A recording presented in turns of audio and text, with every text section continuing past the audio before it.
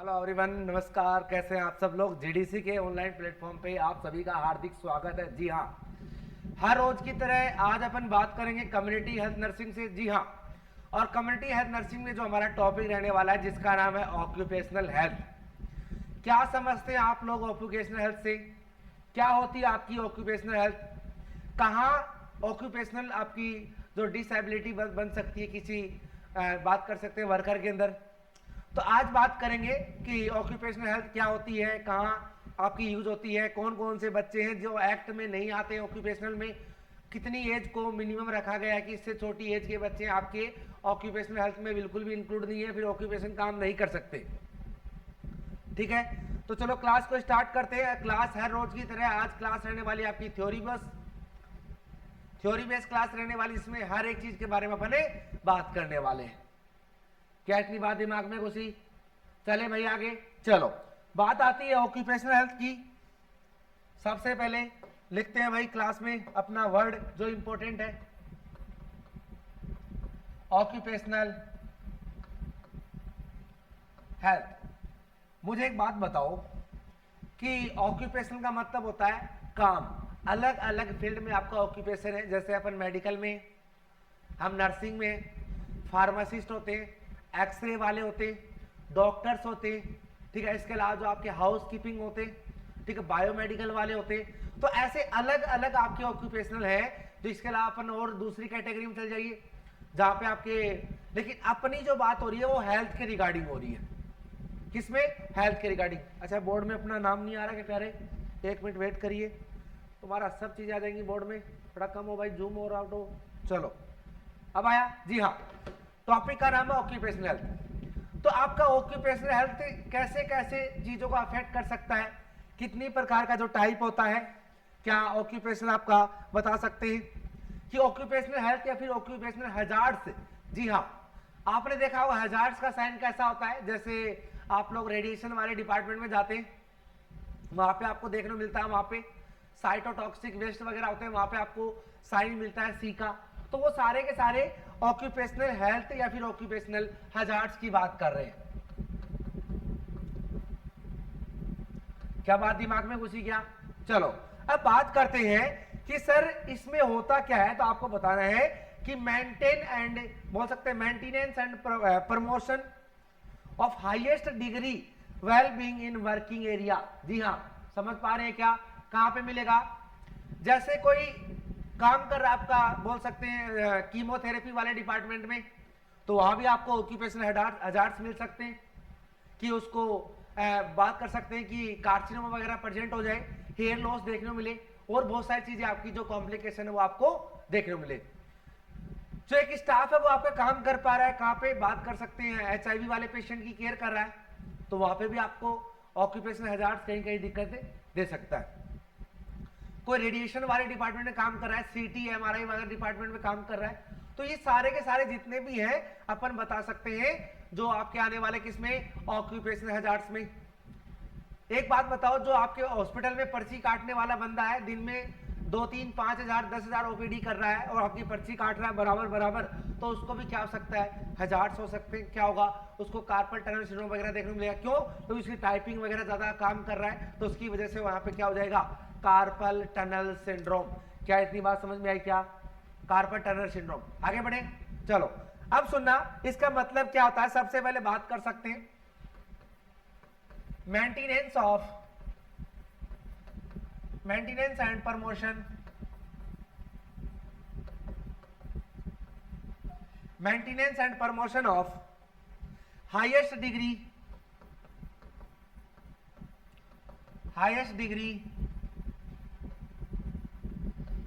Wellbeing working place. क्या समझे भाई? ये इसकी डेफिनेशन है। अपने लिखा है promotion and maintenance of highest degree wellbeing working place. जी हाँ, यदि वो अपने जो बात कर सकते हैं जो हाईएस्ट डिग्री पे काम कर रहा है, या फिर क्या पता वहां पे रेडिएशन ज्यादा हो, केमिकल वाली जगह काम कर रहा हो, कोई बायोलॉजिकल सब्सटेंस वगैरह देखने में, जैसे आपकी लैब वगैरह होते हैं वहां पे, ठीक है। तो ये सारे के सारे आने वाले हैं आपके, बोल सकते हैं ऑक्यूपेशनल हैजार्ड्स के अंदर। चलो अब बात करते हैं कि मुझे सबसे पहले बताइए कि इसका इंस्टीट्यूट कहां पे है, बताओ भाई इंस्टीट्यूट कहां पे है। कि बात कर सकते हैं कि ऑक्यूपेशनल हजार्ड्स का इंस्टीट्यूट कहां पे, तो आपको बताना है अहमदाबाद में। कहां मिलेगा देखने को, अहमदाबाद में। क्या इतनी बात समझ में आई क्या, जिसका नाम क्या है, नेशनल ऑक्यूपेशनल सेंटर नाम से बोला जाता है। ध्यान रखना क्या बोल रहे हैं, नेशनल ऑक्यूपेशनल सेंटर। जी कहां पे है, अहमदाबाद में। मैंने आपको अभी जस्ट बताया। और सुनिए काम की बात कि जो ये आपका लॉन्च कब हुआ, एक बार वापस आइए, लॉन्च कब हुआ, तो आपको बताना है 1949 में क्या हुआ, इसको लॉन्च किया गया, बोल सकते हैं लॉन्च। ठीक है, कितनी बात दिमाग में घुसी क्या। चलो, जब भी बात करते हैं कि एक आपका फैक्टोरियल एक्ट है, बकते आगे, फैक्टोरियल एक्ट क्या मतलब है इसका, फैक्टोरियल एक्ट का क्या समझते हैं, फैक्टोरियल एक्ट से बताओ भाई। आया कब है, 1948 में आया। इस एक्ट के तहत बताया गया कि जो बच्चे 14 साल से छोटे हैं वो बच्चे आपके ऑक्यूपेशनल काम नहीं कर सकते। क्या बात समझ में आई क्या, जी हाँ बिल्कुल, वो क्या नहीं कर सकते, काम नहीं कर सकते। जी हाँ, वर्किंग प्लेस में बिल्कुल भी काम नहीं कर सकते। बता सकते हैं प्रोहिबिटेड बिलो 14 ईयर चाइल्ड। जी हाँ, 14 साल से छोटे बच्चे आपके इस एरिया में काम नहीं कर सकते या फिर वर्किंग नहीं कर सकते। ये इन्होंने बोला है, फैक्टोरियल एक्ट के द्वारा निकाली गई योजना है। क्या इतनी बात समझ में आई क्या, क्या इतनी बात समझ में आई क्या। चलो, एक एक्ट और है, साथ साथ पढ़ लेते हैं। ईएसआई एक्ट बताओ भाई, कब आया, 1948 में। समझ में आया क्या, कब आया, 1948 में। मुझे एक आध बात बताओ कि ऐसे कौन कौन से आपके डिपार्टमेंट है, कौन कौन सी ऐसी बात कर सकते हैं सेक्टर है जो कि ईएसआई एक्ट में ऐड नहीं है। ठीक है, तो पहला आप बता सकते हैं, नॉट इंक्लूड सेक्टर ईएसआई। पहला आपका माइन, जो खाने होती है, रेलवे, जो आप अभी एग्जाम दे के आओगे आरआरबी नर्सिंग सुपरिटेंडेंट की। और बात कर सकते हैं तीसरा इसमें डिफेंस। ये तीनों ऐसे सेंटर हैं या तीनों ऐसे सेक्टर हैं जिनको 1952 में, कब 1952 में बोला गया कि ये हमारे अंदर नहीं आते, हम इनको क्या कर देते हैं, बाहर कर देते हैं, इनका अलग ही लेना देना है, हमसे कोई भी ऐसा मामला नहीं है। क्या बात दिमाग में घुसी, आगे बढ़े। चलो बताओ कि सर ऑक्यूपेशनल हजार्ड्स की बात करेंगे अब। ऑक्यूपेशनल हजार्ड्स क्या समझते हैं भाई, इससे क्या समझते हैं ऑक्यूपेशनल हजार्ड से। इसमें आपके बोल सकते हैं फोर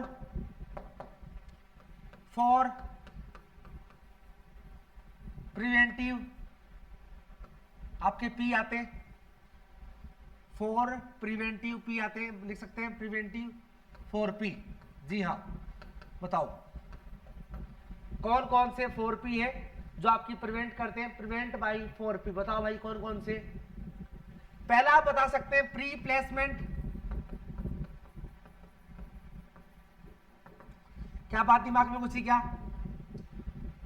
प्री प्लेसमेंट का क्या मतलब होता है कि कोई भी चीजें यदि वहां पे प्लेसमेंट नहीं है तो आप उसको ठीक कर सकते हैं, प्री अपनी प्लानिंग कर सकते हैं। दूसरा बता सकते हैं प्रिवेंशन। क्या लिखा मैंने, प्रिवेंशन। प्रिवेंट कैसे करेंगे, जैसे कोई आपको ऑक्यूपेशनल हजार्ड्स, आप जा रहे हैं कहीं काम कर रहे हैं, जैसे आप लेबोरेटरी में काम कर रहे हैं तो आपने मास्क वगैरह लगा लिया, ग्लव्स वगैरह पहन लिए, हेड कैप पहन लिया, ठीक है। तो आप अलग अलग एरिया से अलग अलग काम कर, जैसे आप काम कहाँ कर रहे हैं, आप काम कर रहे हैं आपके कीमोथेरेपी में, वो आपको मास्क लगाना है, बराबर ग्लव्स वगैरह पहनने, ठीक है, कहीं पे भी आपको जो बोल सकते हैं जो कीमोथेरेपी वाली जो ड्रग्स है वो आपकी नहीं, कहीं पे भी आपकी स्पिल नहीं होनी चाहिए। ये सारी की सारी चीजें आपको ध्यान रखनी है। किस में आएंगे? ऑक्यूपेशनल हैजार्ड्स में आ सकती हैं। तीसरा बोल सकते हैं प्रोटेक्शन। जी हाँ, एक ही बात है, प्रिवेंशन प्रोटेक्शन। प्रोटेक्शन का मतलब होता है प्रेम बचाव होता है, प्रोटेक्शन का मतलब उससे अपने को बचना है। ठीक है, और भी अपन यूज कर सकते हैं, प्रोटेक्ट कर सकते हैं चीजों को। समझ में आया क्या? और लास्ट बात सकते हैं प्रीओडिक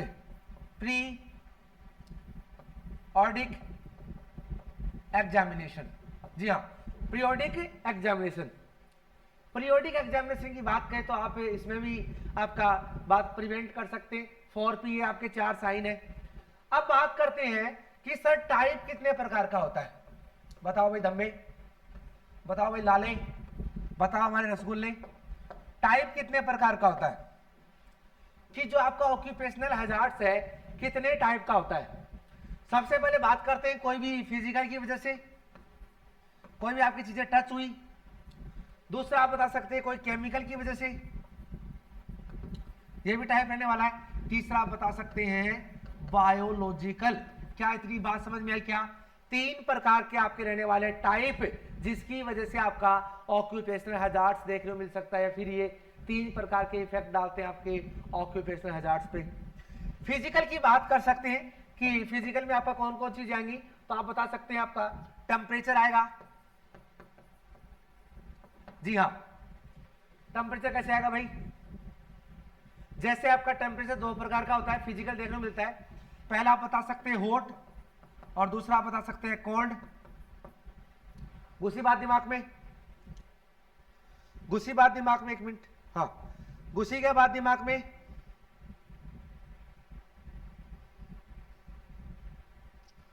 एक मिनट सर, 1 मिनट रुकिए, मुझे कुछ अर्जेंट याद आ गया, कुछ करना था। बात दिमाग में घुसी क्या? चलो, और बात आती है कि टेम्परेचर के अलावा बता सकते हैं रेडिएशन, ये बता सकते हैं आप, ये भी आपका फिजिकल में आने वाला है। कोई भी रेडिएशन आपकी बोल सकते हैं वेव वगैरह, वेज वगैरह, ये सारी की सारी इसी में आने वाली है। और बता सकते हैं नॉइस, साउंड, ये भी आपका इसी में आने वाला है। क्या आने वाला है? साउंड। और बता सकते हैं वाइब्रेशन। क्या? वाइब्रेशन, ये भी आपका इसी में आने वाला है। या फिर बोल सकते हैं प्रेशर, ये भी इसी में आने वाला है।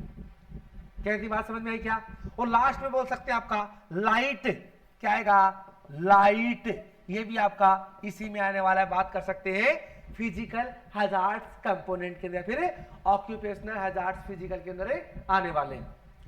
केमिकल में क्या आएगा आपका? केमिकल में सर बता सकते हैं आप, आइए इसमें गैसेज, क्या आएगी? गैसेज देखने को मिलेंगी। इसके अलावा आपकी डस्ट, और तीसरा आपका आएगा लिक्विड। क्या मिलेगा? लिक्विड। ये आपकी 3 प्रकार की चीजें मिलने वाली है केमिकल में। क्या इतनी बात समझ में आई क्या? बायोलॉजिकल में बात कर सकते हैं कोई आपका एनी माइक्रो ऑर्गेनिज्म, क्या मिलेगा? माइक्रो ऑर्गेनिज्म वगैरह देखने को मिलेगा, तो वो आपके सारे के सारे किस में आएंगे? बायोलॉजिकल में। क्या इतनी बात दिमाग में घुसी? क्या इतनी बात दिमाग में घुसी क्या? अरे दिमाग में घुसी बात, आगे बढ़े। चलो, अब सर अपन ने ये कैटेगरी बना ली 3 प्रकार की, जिसमें आपके टाइप है किसके? हैजार्ड्स के। अब जो इसमें थोड़ी और बात करेंगे, थोड़ा डीपली बात करेंगे कि अंदर क्या क्या पाया जाता है। बड़ी भाई, सबसे पहले अपन ने बात बताया फिजिकल। फिजिकल में कैसे आपको देखने को मिलेगा कि ये आपका फिजिकल कंपोनेंट है। जो मैंने बताया, पहला आपका टेम्परेचर की बात करते हैं। बताओ भाई, टेम्परेचर कैसे मिलेगा? कि जो आपका नॉर्मल वर्किंग एरिया है वहां की कंडीशन के अकॉर्डिंग आपका बोल सकते हैं टेम्परेचर आपका 20 डिग्री टू 27 डिग्री यदि देखने को मिले तो आप बता सकते हैं कि आपका इफेक्टिव है। ठीक है, या 69 टू 80 डिग्री फ़ारेनहाइट यदि आपको देखने को मिले तो आप बता सकते हैं फिजिकल कंपोनेंट की वजह से। क्या इतनी बात समझ में आई क्या? लिख सकते हैं normal working area, normal working area condition temperature यदि बता सकते हैं 27 डिग्री सेंटीग्रेड यदि आपको बता सकते हैं, यदि इससे ज्यादा यदि आपको मिले तो आप किस में आएंगे, टेम्परेचर की वजह से आपका फिजिकल ऑक्यूपेशनल हजार्ड्स वाली कंडीशन में इंक्लूड हो जाएगा। इफ यदि यही आपको पूछा जाए कि इसी को फ़ारेनहाइट में, तो आपको बताना है 69 टू 80 डिग्री फ़ारेनहाइट की बात करें तो आपको इंक्लूड करना है। इससे ज्यादा आपका टेम्परेचर मिले तो आपको बता के जाना किसकी बात हो रही है, ये आपकी बात हो रही है फिजिकल की, और इसमें भी टेम्परेचर की। ठीक है, फिजिकल आपका दो प्रकार का होता है, ये टेम्परेचर आपका दो प्रकार का होता है। पहला आपका हॉट और दूसरा आपका कोल्ड। क्या समझते हैं भाई, एक ताता है एक ठंडा है। सर क्या बकवास कर रहे हैं, जी हाँ, तुम्हारा मास्टर बड़ा खतरनाक है, चीजों को बिल्कुल भी छोड़ता नहीं है। यदि हीट और हीट की बात करें या हॉट की बात करें, एक ही बात है, हीट और हॉट की बात करें, तो जो प्रोलोंग वर्किंग जो एरिया है वहां पे आपका मोर देन 27 डिग्री या फिर बात कर सकते हैं मोर देन 80 डिग्री फ़ारेनहाइट यदि देखने को मिले तो आप बता सकते हैं बात किसकी हो रही है, हॉट की बात हो रही है। ठीक है, ऐसी कंडीशन में क्या मिलेगा, हाइपर पायरेक्सिया हो जाएगा, बॉडी टेम्परेचर बढ़ जाएगा, जिसकी वजह से बोल सकते हैं हीट क्रैम्प्स वगैरह देखने को मिलेंगे और पेशेंट में बर्न हो जाएगा, जल जाएगा। ये वाली कंडीशन आपको देखने को मिलने वाली है, किसकी वजह से, हीट की वजह से या फिर हॉट की वजह से। प्रोलॉन्ग्ड वर्क इन, लिख लेना भाई, काम की बातें। Prolonged work in more than 27 degree Celsius and more than 80 degree Fahrenheit temperature में यदि काम करेगा मरीज या कोई नॉर्मल आदमी काम करेगा तो कोज द कंडीशन, लिख लेना भाई प्यारे, बड़ा इंपॉर्टेंट टॉपिक है। कोज द कंडीशन किसकी बात कर रहे हैं, ये गलत हो कोई नहीं, कोल्ड को इधर लिख देते, इधर आपका हॉट आएगा या फिर हीट। समझ में आएगी बातें, अरे कोई दिक्कत नहीं है, तुम घबराओ मत प्यारे, डाटा बिल्कुल ठीक ठाक मिलेगा तुम्हें, घबराने की बिल्कुल भी टेंशन नहीं है। हो जाता है 19-20 का फर्क है, 19 लाख का नहीं है, ओनली 19-20 का फर्क है। जी हाँ, यदि बात करते हैं प्रोलॉन्ग एरिया में तो क्या देखने को मिलेगा बता सकते हैं आप, हाइपर पायरेक्सिया, हाइपर पायरेक्सिया, और बता सकते हैं हीट स्ट्रोक, और बता सकते हैं बर्न, और बता सकते हैं आप इसमें क्रैम्प्स। जी हां, जकड़न, बाइटे, जलन, तेज बुखार, या फिर बात कर सकते हैं आप हीट स्ट्रोक। ये सारी की सारी कंडीशन आपको देखने को मिलने वाली है हीट की वजह से। यदि बात कर सकते हैं कोल्ड की वजह से, भाई आओ कोल्ड में बात कर लेते हैं। कोल्ड बात कर सकते हैं prolonged work in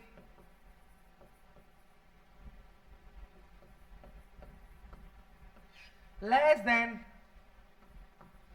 27 degree centigrade and बात कर सकते हैं 80 डिग्री फ़ारेनहाइट। यदि इससे आपका सॉरी किससे 27 नहीं है 20 डिग्री, लेस देन 20 डिग्री, और इधर बात कर सकते हैं 69 डिग्री फ़ारेनहाइट यदि आपको देखने को मिले तो ऐसी कंडीशन में क्या कोज होगा बताओ भाई। एक पहला आपका रहने वाला जिसको बोलते हैं ट्रेंच फुट। क्या है ट्रेंच फुट, क्या समझते हैं ट्रेंच फुट से, बताओ भाई क्या है ट्रेंच फुट। जैसे आपने देखा होगा कि लंबे टाइम तक यदि अपने पांव अपने हाथ कहां रहे, अपनी बॉडी पानी के अंदर रही तो वहां पे आपको वैक्सी स्किन देखने को मिलेगी। कैसी मिलेगी, वैक्सी स्किन देखने को मिलेगी। इट इज ए बता सकते हैं ट्रेंच फुट। क्या मिलेगा ट्रेंच फुट। क्या इतनी बात समझ में आई क्या, लिखो भाई। लॉन्ग टाइम वाटर, इसके लेना लॉन्ग टाइम वाटर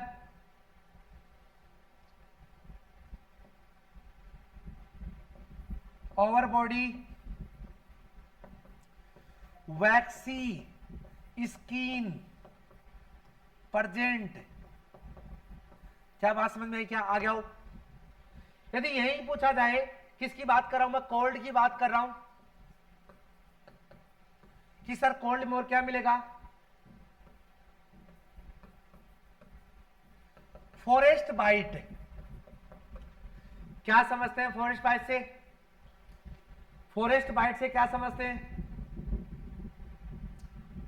जब भी आपका फॉरेस्ट बाइट करेगा तो वहां पे आपको कैसी स्किन मिलेगी? ब्लैक कलर की। क्यों? Due to decrease supply of blood. जी हां, जब भी ब्लड की सप्लाई कम होगी तो वहां पे आपको देखने को मिलने वाला है कि जो स्किन है जहां पे बाइट किया है उस एरिया में ब्लैकिश देखने को मिलेगा। स्किन कैसी हो जाएगी? ब्लैक देखने को मिलेगी। क्या बात समझ में आई? क्या तीसरा लिख सकते हैं? चिल ब्लैम्स। लिखो भाई, और क्या मिलेगा? चिल ब्लैम्स। क्या समझते हैं इससे?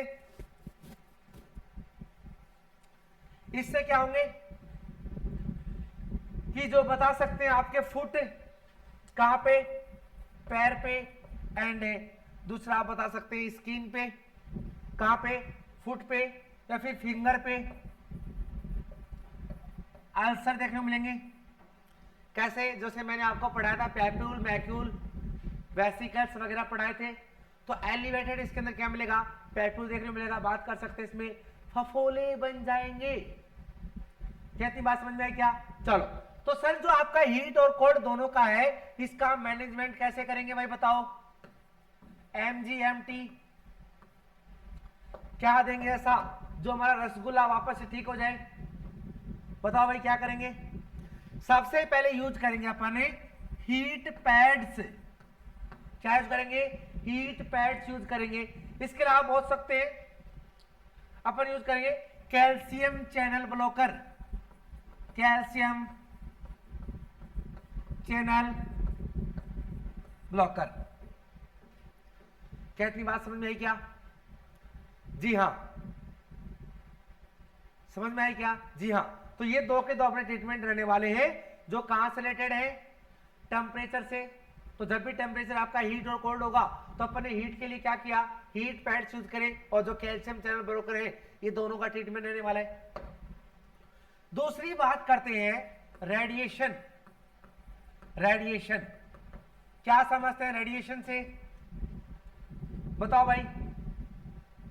रेडिएशन जब भी कोई हॉस्पिटल एरिया है, जैसे कोई आपका एक्सरे डिपार्टमेंट है, सीटी स्कैन डिपार्टमेंट है, अल्ट्रासाउंड डिपार्टमेंट है, यहां पे लंबे टाइम तक यदि कोई पेशेंट रहता है या फिर कोई अपना स्टाफ रहता है, कोई वर्कर रहता है, तो उसमें सबसे पहले कार्सिनोम हो सकते हैं, कैंसर,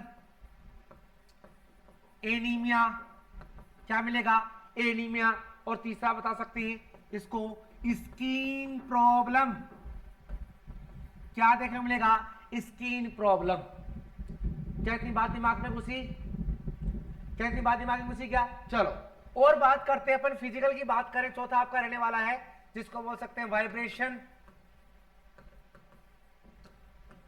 क्या समझते हैं? अरे आप लोगों ने देखा होगा जो आपकी हिल्टी बोलते हैं, हिल्टी एक मशीन आती है हिल्टी, जिससे धड़ धड़ धड़ जैसे रोड वोड तोड़ते रहते हुए आते हैं तो लोग रोड को तोड़ते हैं या फिर कोई चैम्बर वगैरह बनाते हैं रोड के बीच में। तो ऐसी स्थिति में एक मशीन होती है जिसको हिल्टी बोला जाता है। ठीक है, उससे क्या करते हैं वो आपकी जो अपन सीमेंट वगैरह होती है, जो आपका बोल सकते हैं लेंटर वगैरह जो रोड पे होता है, उसको तोड़ता है। ऐसे कोई पुरुष उसको लेके ऐसे धड़ धड़ धड़ धड़ धड़ करता रहता है। It is a vibration. Vibration and pressure. जी हाँ, उसमें पूरा खेल होता है वाइब्रेशन का। और उस वाइब्रेशन यदि आपने उस मशीन से ज्यादा काम कर लिया ऐसे करके, तो आपके जॉइंट्स क्या हो जाएंगे? लूज हो जाएंगे।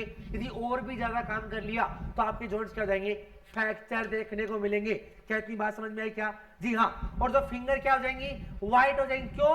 क्योंकि लंबे टाइम तक आप उसमें काम कर रहे हैं, वाइब्रेशन काम कर रहा है, बराबर आपकी ब्लड सप्लाई नहीं पहुंचेगी, जिसकी वजह से आपकी जो फिंगर है वो कैसी हो जाएंगी? आपकी व्हाइट देखने को मिलेंगी। क्या दिमाग बात में घुसी? क्या? मास्टर की इज्जत दिख रही है क्या तुम लोगों को? हाँ जी बताओ, क्या बात दिमाग में घुसी? क्या घुसी? मैंने क्या बताया? मैंने बताया वाइब्रेशन से 3 चीजें होंगी। पहला आप बता सकते हैं जॉइंट्स लूज, दूसरा आप बता सकते हैं फ्रैक्चर, तीसरा आप बता सकते हैं इसमें जो मिलेगा वाइट फिंगर। प्रेशर भी बोल सकते हैं। क्या इतनी बात समझ में आई क्या? और सुनिए काम की बात, जो इसके बाद अगला पॉइंट है नॉइस, साउंड। जी हां, ये आप मुझे बताइए, साउंड की बात करें सबसे पहले मेन बात है कि यूनिट क्या होती है? हजार्ड्स, HZ में इसको मापा जाता है, ठीक है। नॉर्मल कितना होता है? नॉर्मल की बात कर रहा हूं 22, 200 हजार सीसी क्या होती है? नॉर्मल यूनिट होती है, ठीक है। समझ में आया क्या? 500, सॉरी 200 नहीं है, 500 जो आपके डीजे वीजे बजते हैं ये इसकी रहने वाली है, ठीक है। समझ में आया क्या? चलो अब नॉइस की बात करते हैं कि सर नॉइस का क्या है क्या नहीं है, इसके बारे में बात करेंगे। एक मिनट, जो मैंने आपको लिखवाया है ये वाला, ये इसका नहीं है, सॉरी गलत हो गया थोड़ा सा, ये पीछे वाले का है। यदि वाइब्रेशन की बात करें कि वाइब्रेशन की नॉर्मल वैल्यू 22.5 हजार्ड्स आपकी यूनिट रहने वाली है, आपकी नॉर्मल है। इससे ऊपर यदि आपको वाइब्रेशन देखने को मिलता है तो आपको बताना है कि इसमें आपकी कॉम्प्लिकेशन प्रोड्यूस हो जाएंगी। क्या बात समझ में आई क्या? चलो ये हजार्ड्स में नहीं नापते, इसकी यूनिट होती है डेसिबल। क्या होती है? डेसिबल होती है, जिसको डीबी से नापते हैं। क्या बात दिमाग में घुसी क्या? सुनो कि जब भी बात आती है कि आपका नॉइस एक्ट कब आया, लिख लेना भाई, नॉइस सी क्या ऐसा आएगा, नॉइस एक्ट 1972 में पास किया गया। इसका मतलब क्या होता है कि जैसे आपने डीजे वगैरह देखे होंगे या फिर और ऐसी कुछ मशीनरी है जिनकी इतनी ज्यादा बात कर सकते साउंड हो, जो कि अपने लिए हार्मफुल हो, पक्षियों के लिए हार्मफुल हो, ह्यूमन जनरेशन के लिए हार्मफुल हो, तो वो एक एक्ट पास किया गया कि आपको इससे ज्यादा ध्वनि प्रदूषण नहीं करना है। ये थोड़ा सा आपको ध्यान रखते हुए चलना है। नॉर्मल बताओ भाई, नॉर्मल तो आपको बताना है 85 डेसिबल। कितना बताया मैंने? 85 डेसिबल। और हार्मफुल कब होगी? Harmful more than 85 decibel.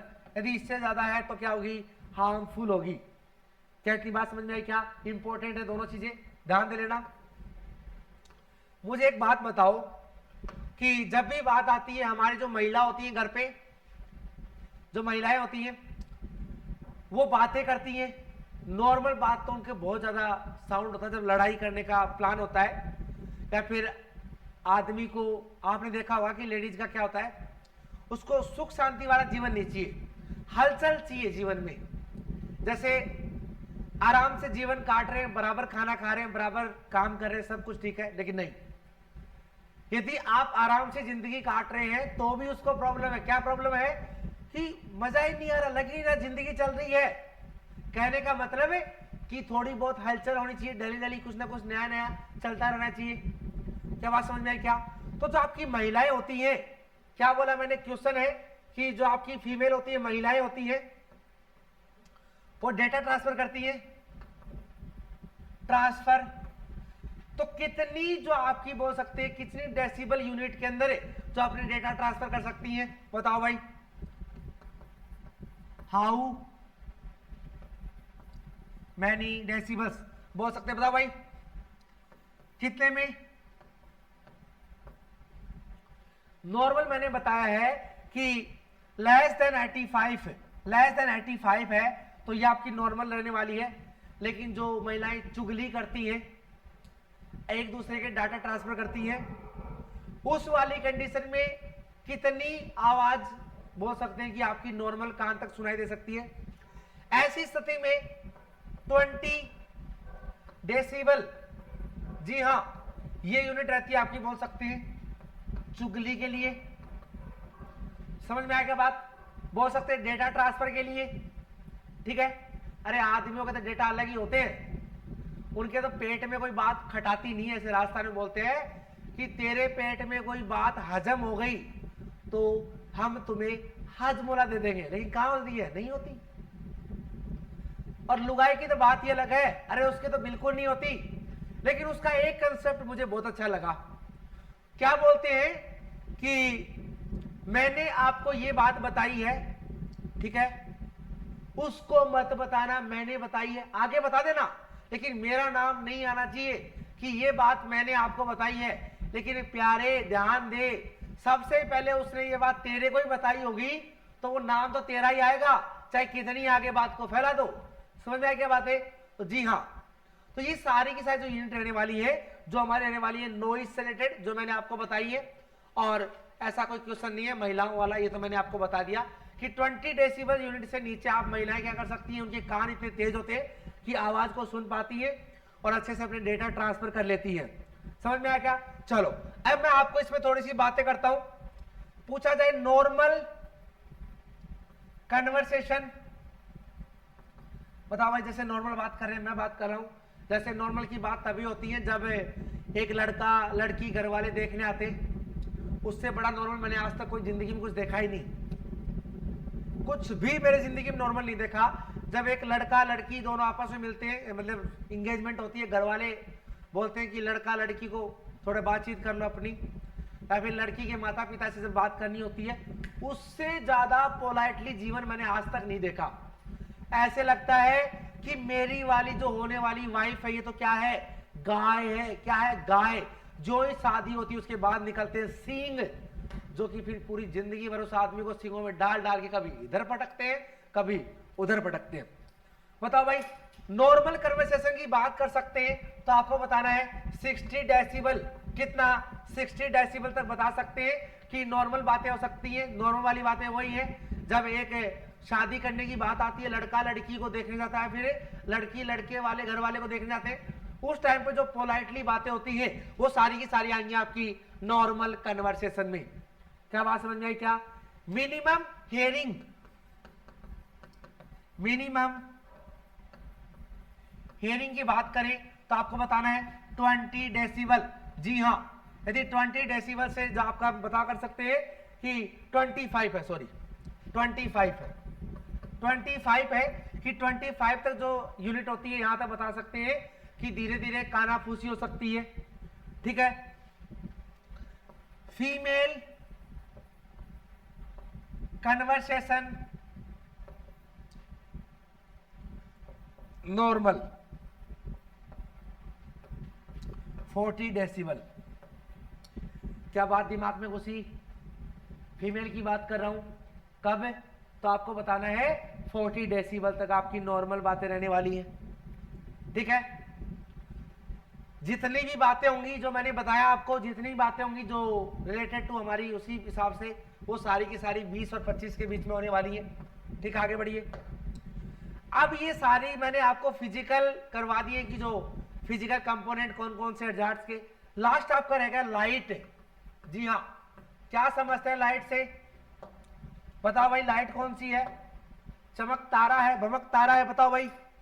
Light से आपका मोस्ट कॉमन देखने को मिलेगा cataract,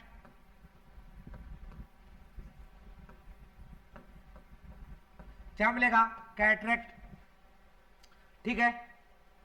most common cause of blindness, जी हां, यदि आपने इसका अर्ली स्टेज में काम नहीं किया या फिर अर्ली स्टेज में आपने इस पे काम नहीं किया तो बता सकते हैं कि लास्ट में ब्लाइंडनेस देखने को मिलेगी, ठीक है। दूसरा बता सकते हैं रिफ्रैक्टिव एरियर, रिफ्रैक्टिव एरर। तीसरा बता सकते हैं नाइस्टिमस,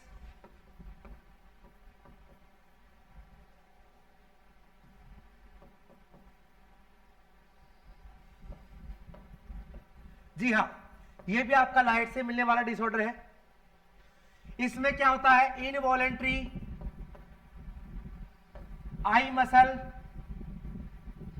क्या मिलेंगी, जो आई मसल है इनवॉलेंट्री देखने मिलेंगी, सॉरी आई बॉल है, आई मसल नहीं है, सॉरी आई बॉल है, आई बॉल क्या मिलेंगी, इनवॉलेंट्री।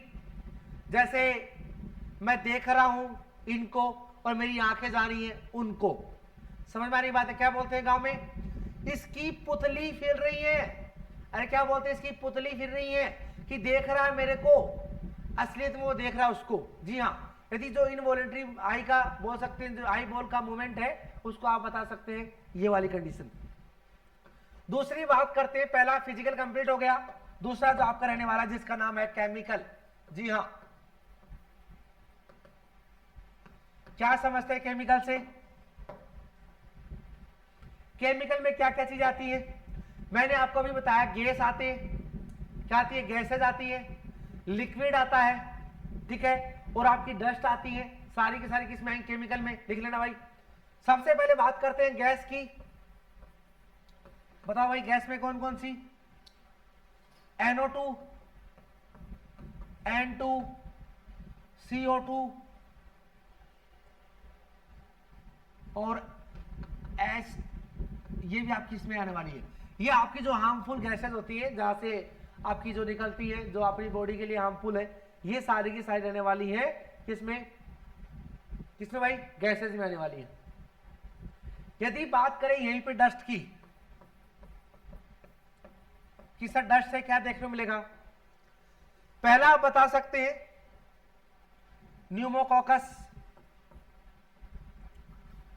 डस्ट से क्या देखने को मिलेगा भाई, अपन ने पढ़ाया था बैगनोसिस वगैरह, ठीक है, इसके अलावा कॉटन डस्ट, ठीक है, शुगर कैन डस्ट, ये सारी की सारी डस्ट रहने वाली है, जिससे आपके अलग अलग डिसऑर्डर हो सकते हैं, ठीक है। ये आपका रेस्पिरेटरी में पढ़ा जाएगा कि क्या होता है क्या नहीं होता, वो सारी सारी चीजें आपको वही मिलने वाली है, ठीक है। होता क्या है डस्ट में, तो बता सकते हैं, न्यूमोनियोकोनियोसिस होता है, जो कि 5 माइक्रोन से ज्यादा हो जाता है, जिसकी वजह से आपका डेंजरस होता है, 0 to 5 बोल सकते हैं, फिर 0 to 3 तक नॉर्मल है, 3 से ऊपर होते ही आपको क्या मिलेगा, डेंजरस वाली कंडीशन देखने को मिलने वाली है। क्या बात समझ में आई क्या, चलो ये सारी की सारी चीजें मैंने आपको बताई है। जैसे ब्लैक कलर लंग्स मिलेगा, इसी में डस्ट किसे लिख लेना, normal normal black colour lungs, और आप बता सकते हैं इसमें मिलेगा सिड्रियोसिस, सिड्रियोसिस, और बता सकते हैं बैगनोसिस,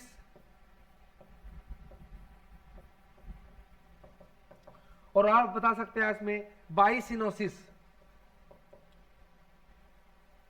बाइसिनोसिस। ये सारी की सारी आपकी डस्ट से होने वाली क्या है, डिजीज है, कॉम्प्लिकेशन है, जो कि आपकी डस्ट से पाई जाती है, ठीक है। बात कर सकते हैं, ये आपका होगा कॉटन से, बैगनोसिस किससे मिलेगा, कॉटन से,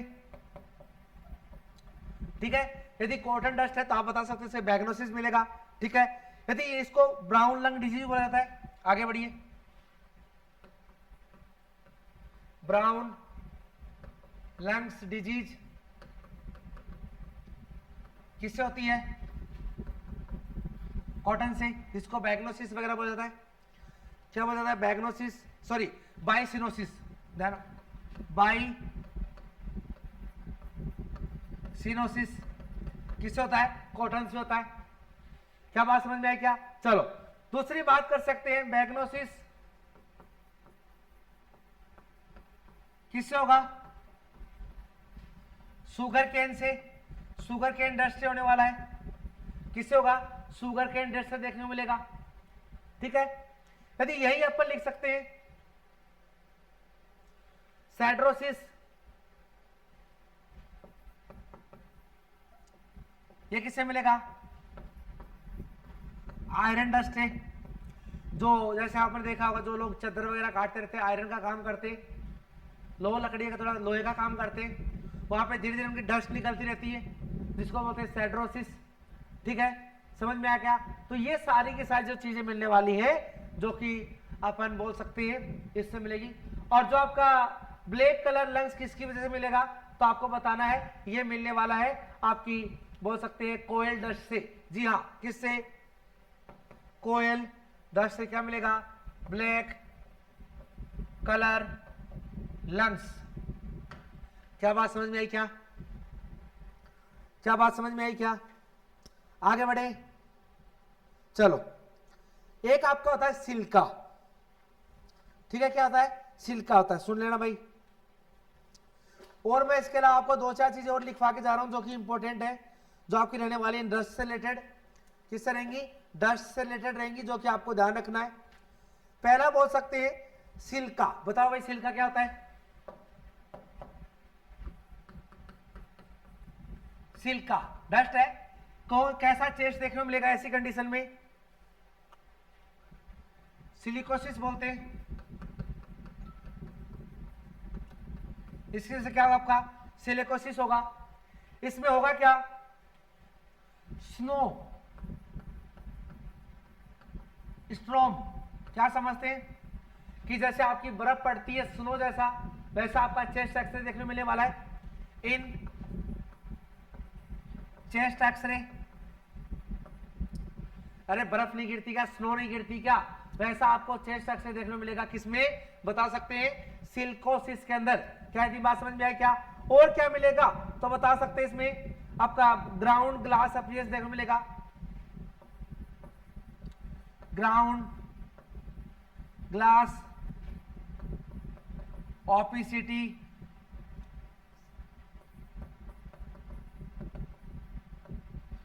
ये देखने को मिलने वाला है। अपीयरेंस कैसा होगा भाई? तुम्हारे लिए बता रहा हूं डायग्राम। मैंने कल भी बताया था, पीडियाट्रिक पढ़ाया था। पीडियाट्रिक में बच्चे में देखने को मिला HM, उसमें हाइलिम जो लंग्स मेम्ब्रेन डिजीज उसके अंदर देखने को मिला। कैसा होगा? ये आपका क्या है बता सकते हैं? ट्रेकिया है। हो गया। ट्रेकिया पे आपकी ये इंटरप्ट हो रही हैं चीजें जो आगे बढ़ रही हैं, बता सकते हैं एल्वोलाई है। ठीक है, क्या है? एल्वोलाई है।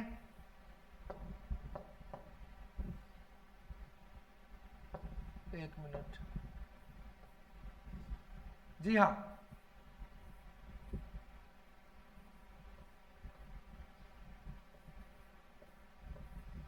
समझ में है? क्या क्या है? एल्वोलाई है। अब समझना, यहां पे क्या पाई जाती है आपकी? ये आपकी ब्रोंकाई के ऊपर एल्वोलाई पाई गई। क्या पाई गई? एल्वोलाई।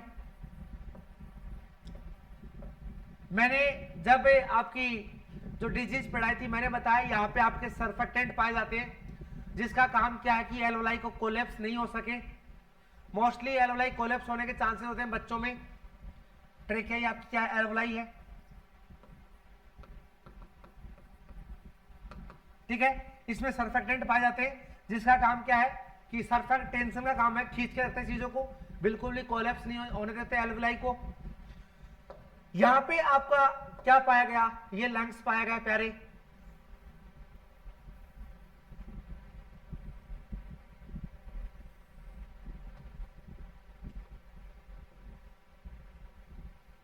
एक मिनट, थोड़ा सा मुझे वक्त लग रहा है चीजों को ठीक करने में, टेंशन नहीं लेने का बिल्कुल भी। हाँ जी, ये हमने एक मेम्ब्रेन बनाई।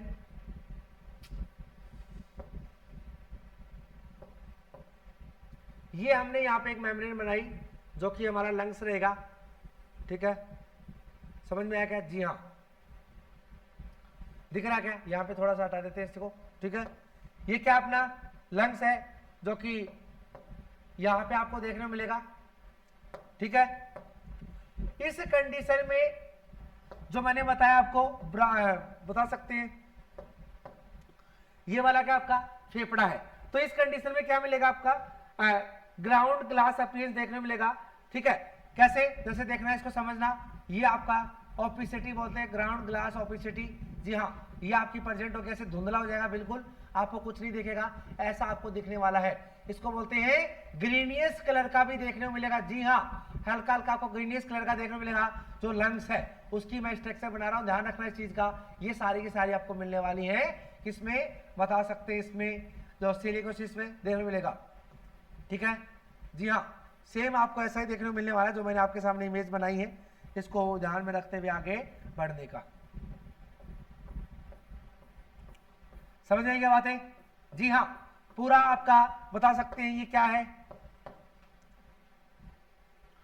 Ground glass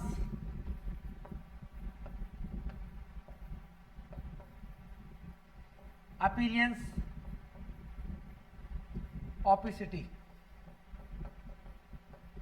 appearance.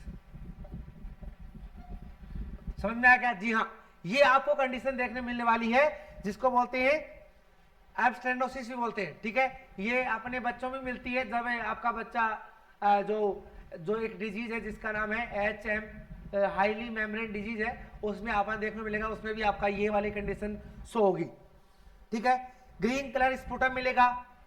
और लिख लो भाई, कहां गया अपना रसगुल्ला, ये रहा।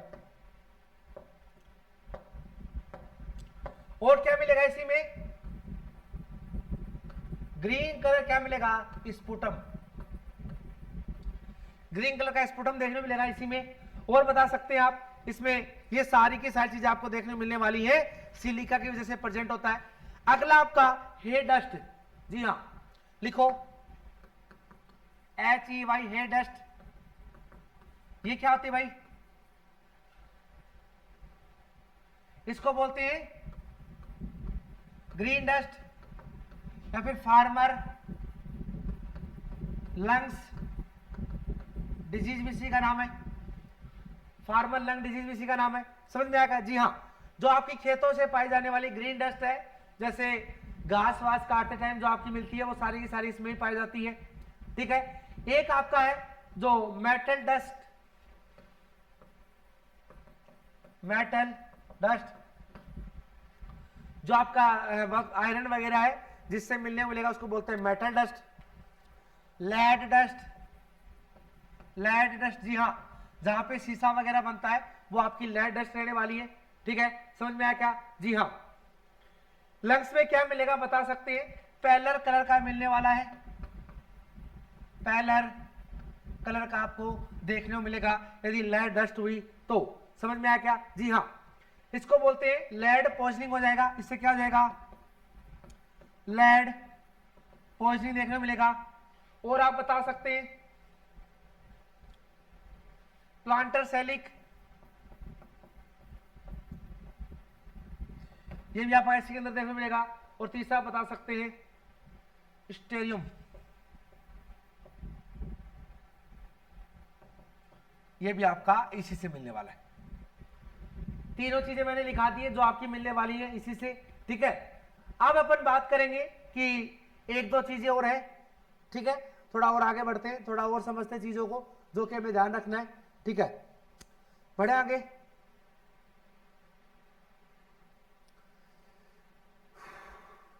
बढ़े क्या भाई? चलो सुनो, सिल्वर के अंदर क्या मिलेगा,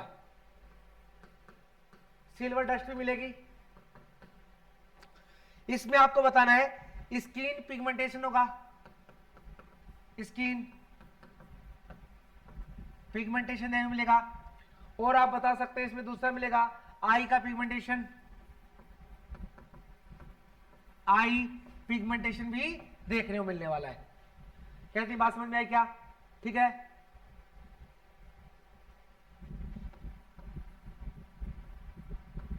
इसको बोलते हैं आरी जूरिया। क्या बोलते हैं, आरी जी नहीं है, वाई है।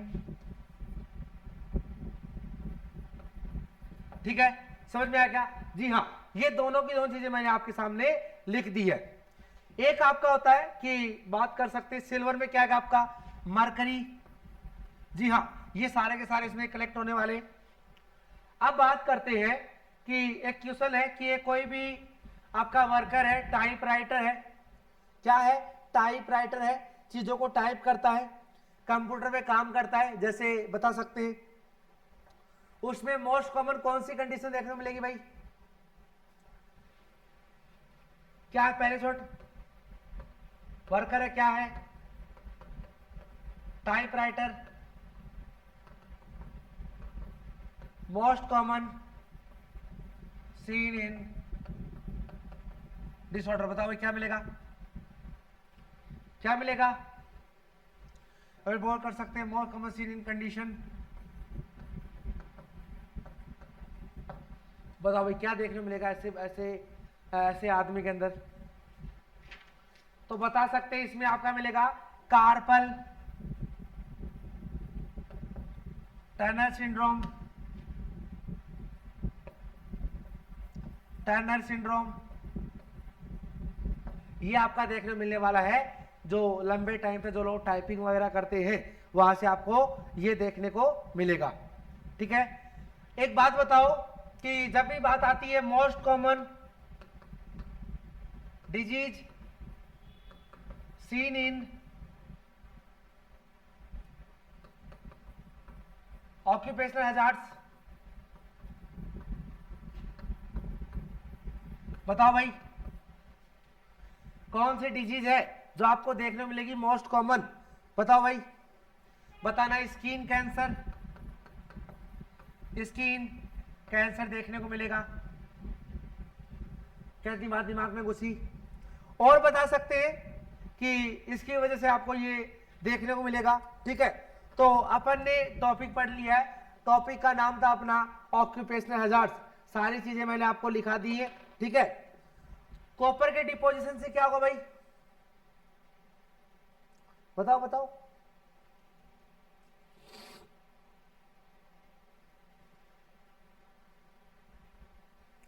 ठीक है, तो अपना टॉपिक था, टॉपिक का नाम था ऑक्यूपेशनल हैजार्ड्स, जो अपन ने पूरा कर लिया है। एग्जाम पॉइंट से कम्युनिटी का टॉपिक था। यहां से मोस्टली जो हमारे क्वेश्चन बन सकते हैं वो बैग्नोसिस वगैरह, बाइसिनोसिस वगैरह वहां से बनने के ज्यादा चांसेस है।